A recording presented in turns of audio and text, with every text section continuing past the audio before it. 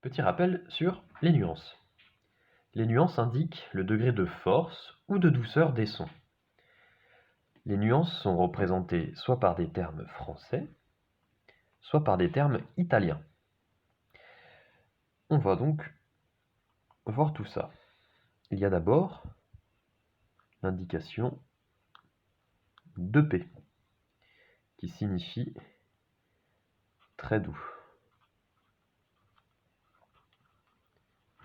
En italien, c'est pianissimo.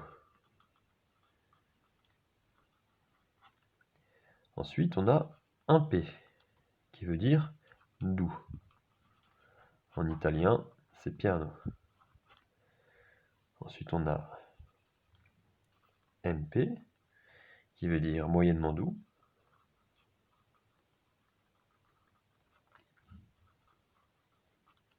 En italien, ça se dit mezzo piano.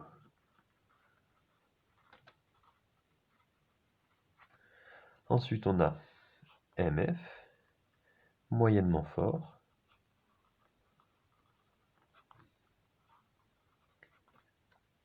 Qui se dit en italien mezzo forte. Ensuite, on a un F, qui veut dire fort. En italien, forte, avec un E à la fin. Et enfin, deux F, qui veut dire très fort.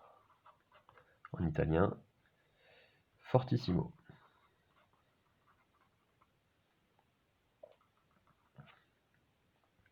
Avec ces nuances-là, on a également des nuances qui évoluent. Par exemple, on a des nuances qui augmentent. On augmente le son. Ici, c'est de plus en plus fort.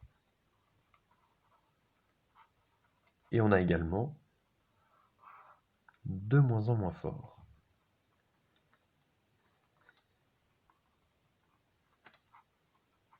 Par exemple, si j'écris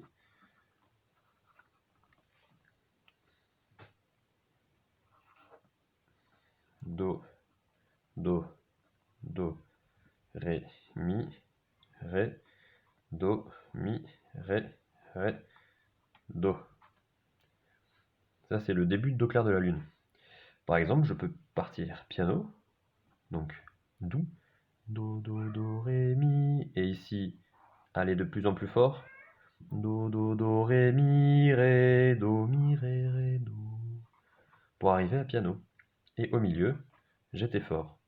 Do, ré, mi, ré, do, ré, do. Voilà pour ce petit rappel sur les nuances qui vous sera utile dans l'exercice de lecture rythmique.